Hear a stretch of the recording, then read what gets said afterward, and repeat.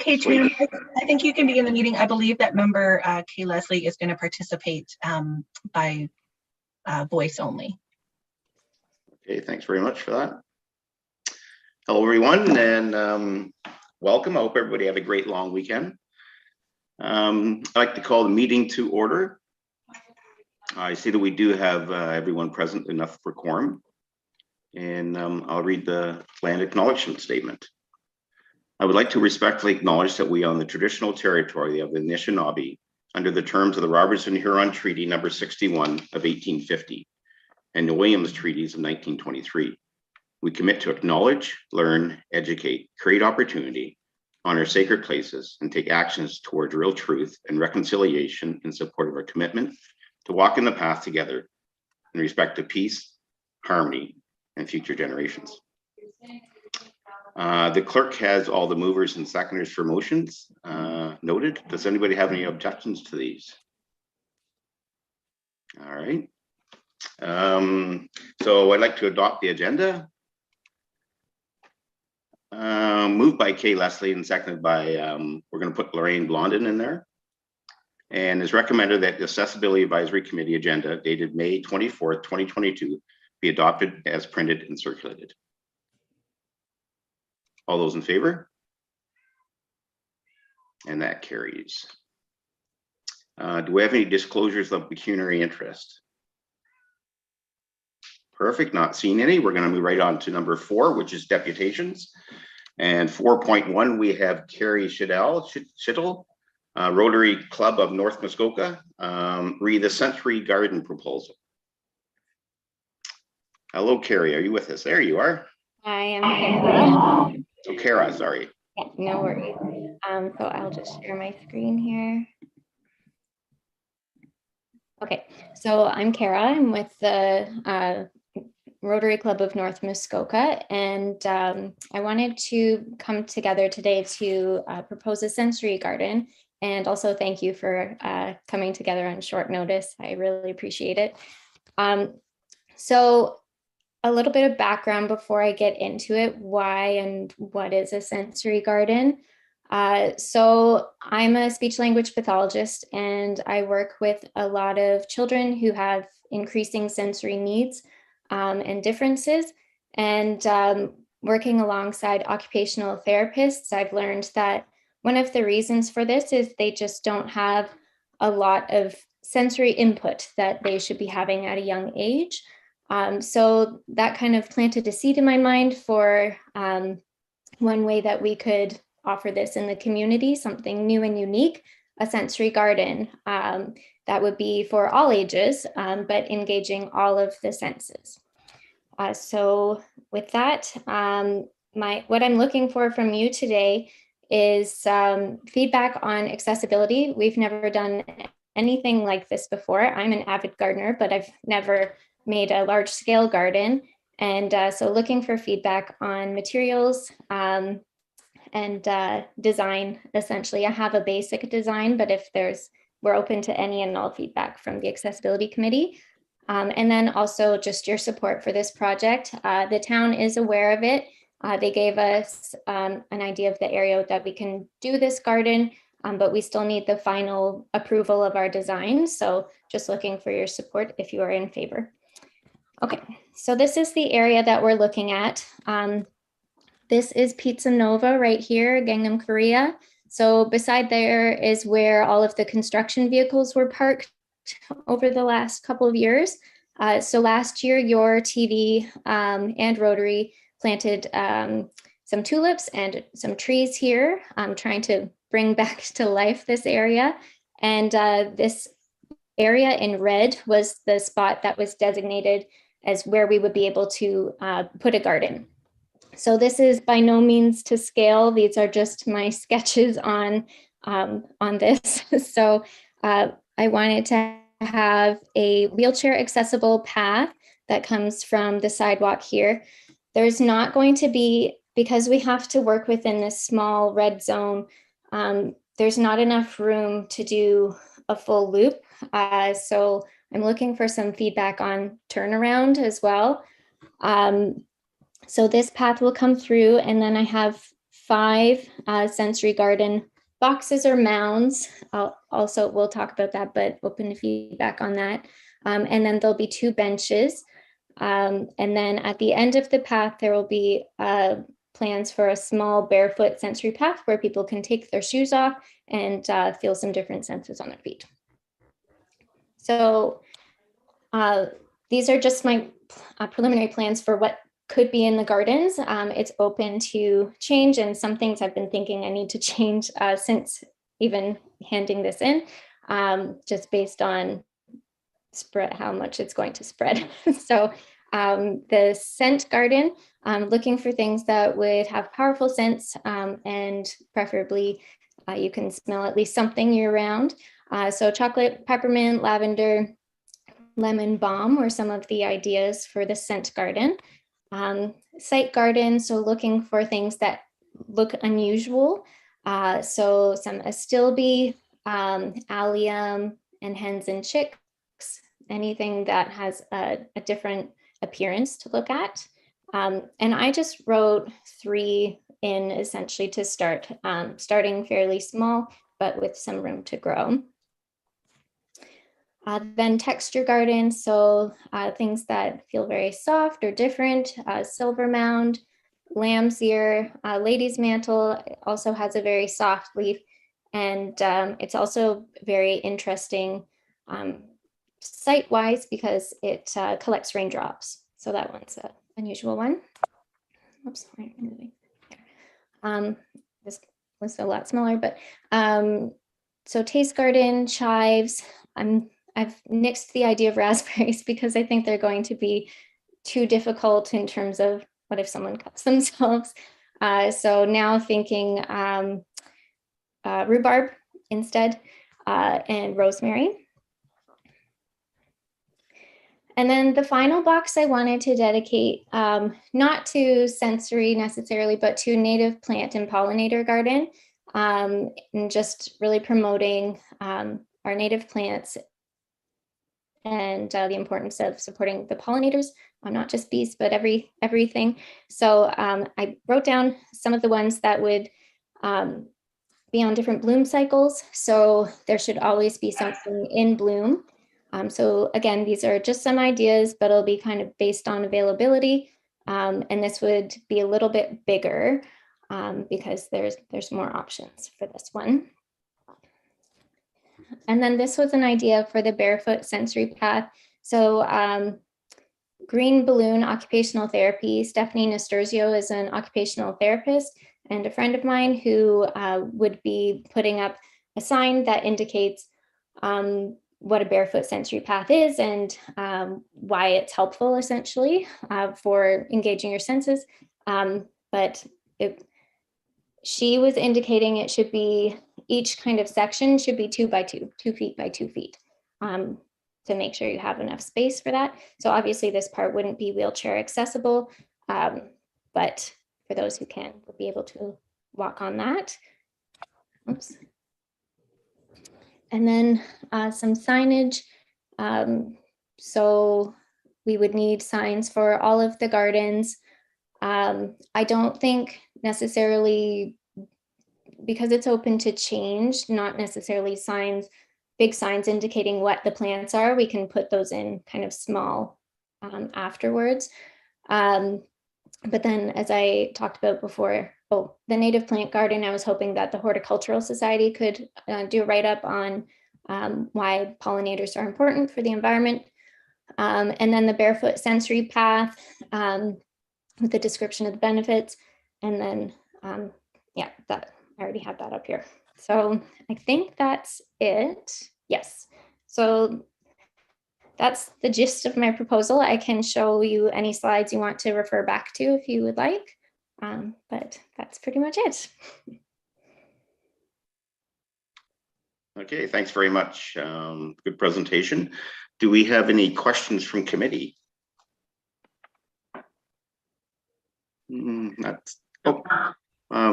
Committee member Blondin, go ahead. Will there be any view of the river built into this?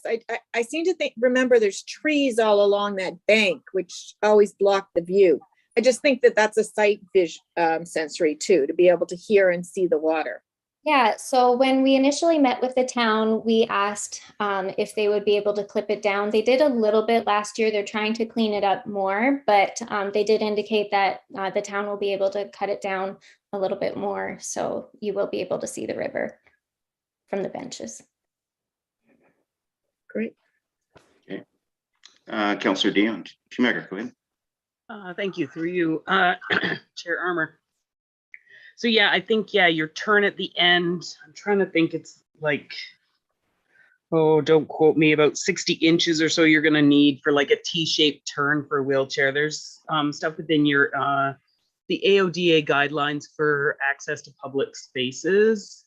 All the updates came in around 2017, and I'm sure the town also has some guidelines they can definitely help you out with for that. So yeah, you'd probably want to make sure you can have like, it's almost like a driveway cul-de-sac kind of thing at the end, right, with the turn radius.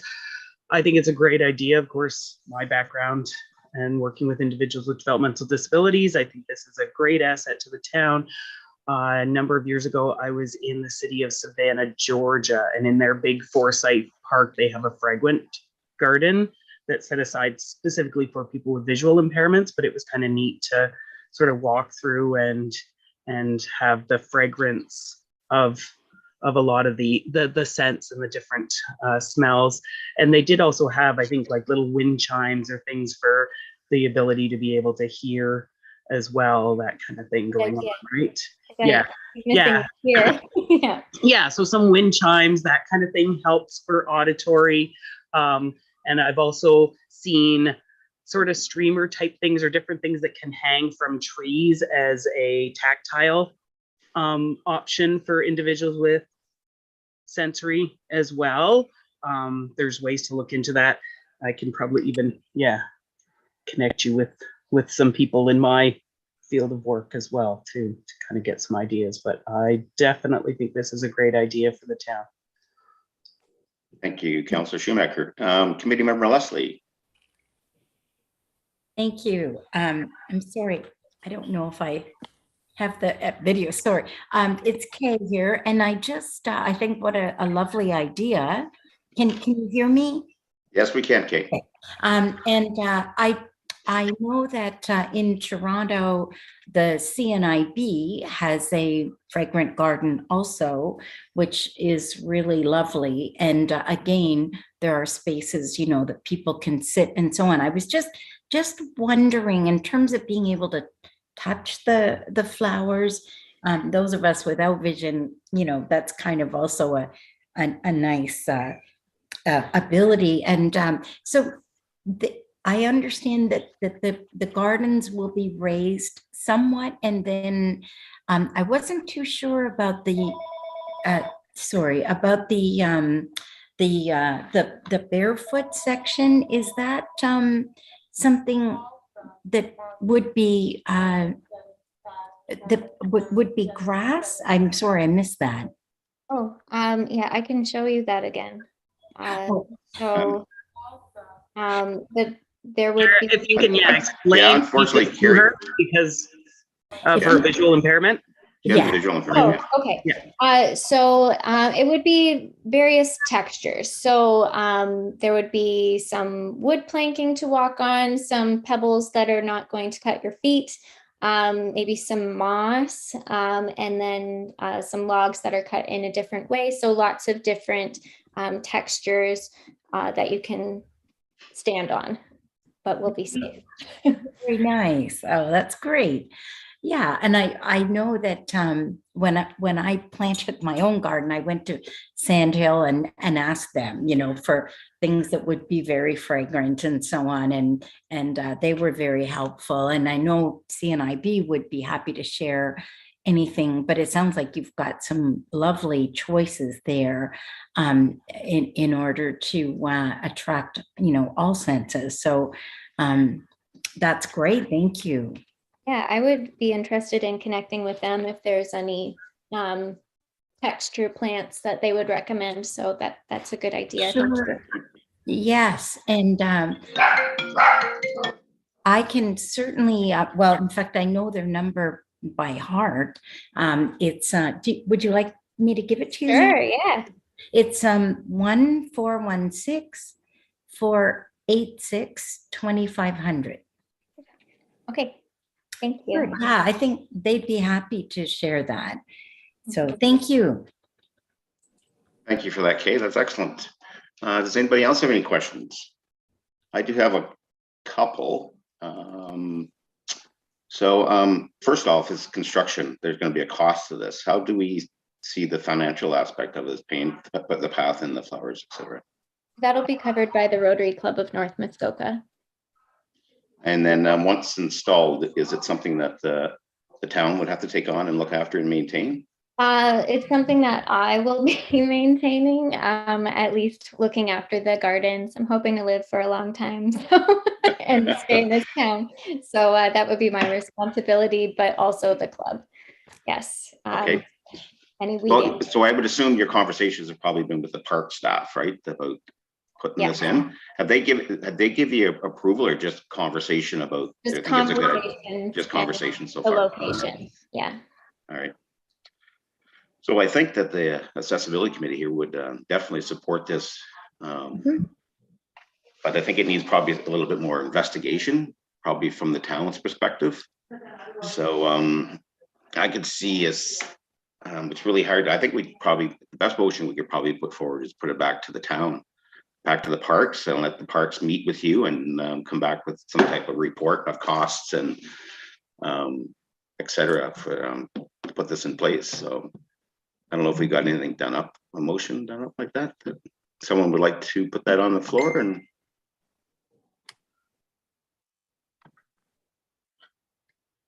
Lorraine Blondin would motion. We have a seconder for that. There you go, Diane Lupton. Thanks, Diane. I also have another question. I just wonder if you feel like reaching out to the community. You think you get some community with the community gardens that people who are working there currently might also assist you in maintaining the garden, because it sounds like it might be a lot of work. Yeah, that's a good idea. Just connect with the people that run the community gardens. Yeah, that's a great idea.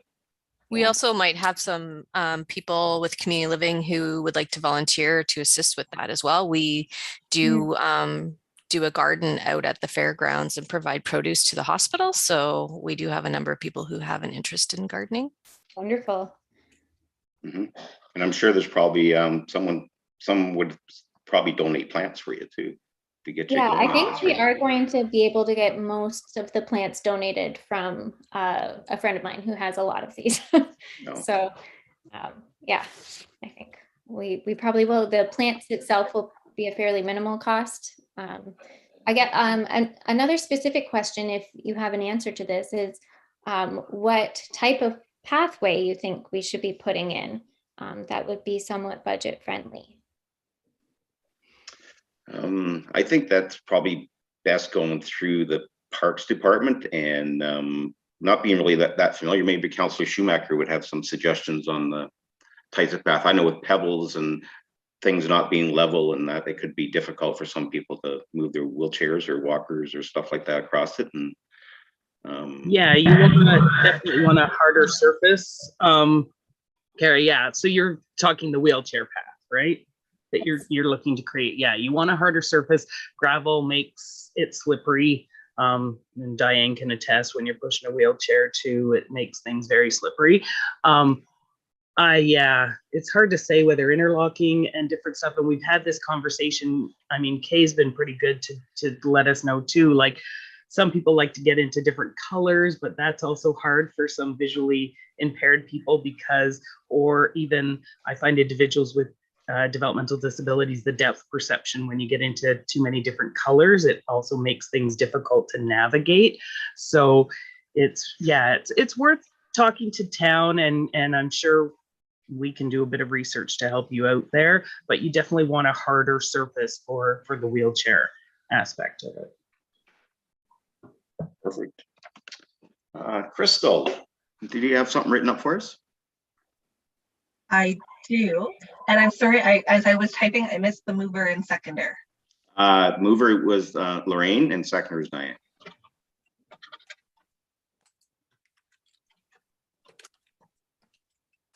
Okay, I can bring this up.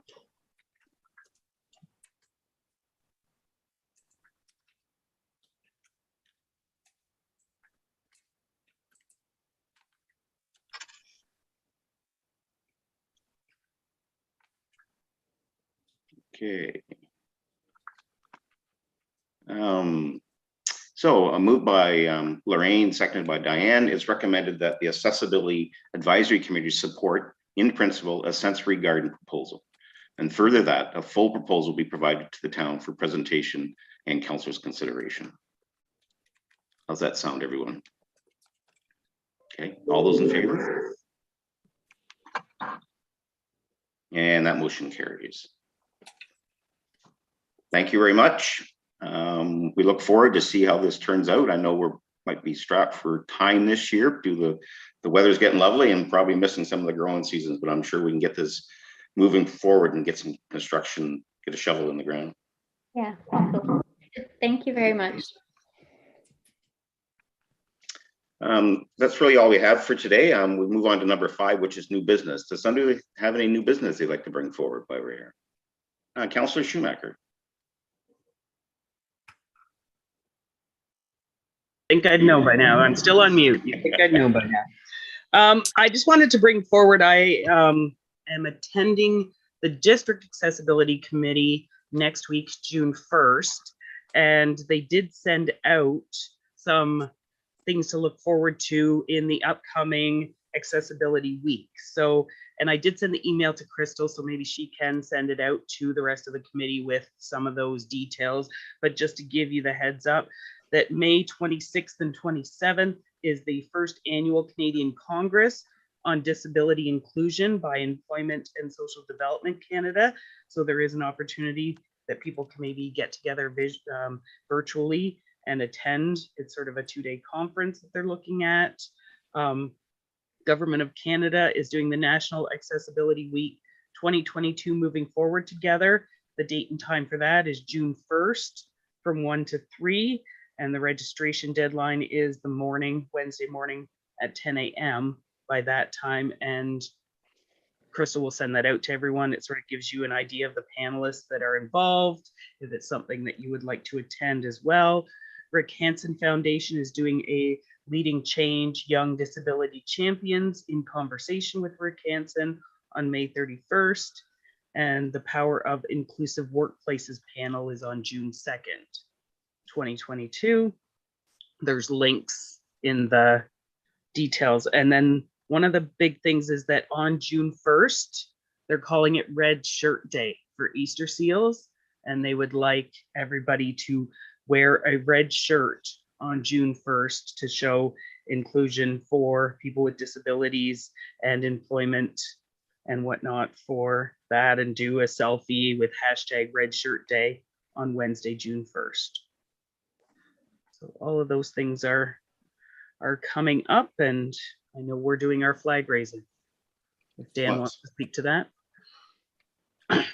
You can we can move right on to general information from council, and you can just carry right on. Okay, You're doing a great job. Thanks.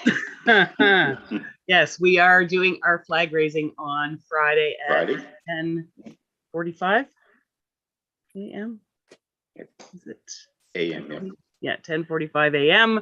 for our National Accessibility Week flag. So we're excited to showcase the work that we've done on that to go forward.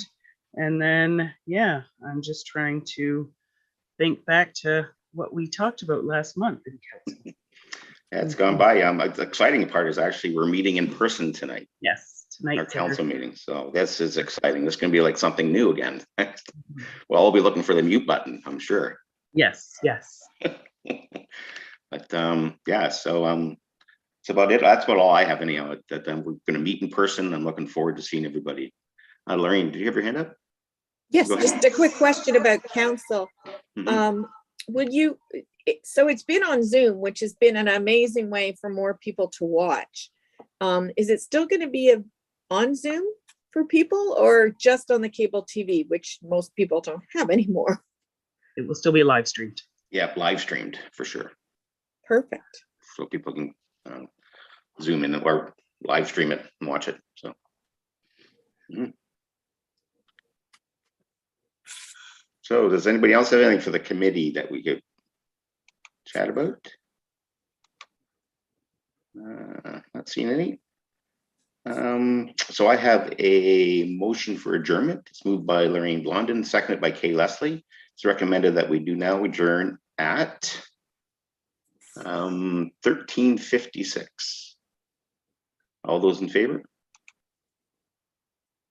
And that motion carries. Get out and enjoy some of this beautiful weather.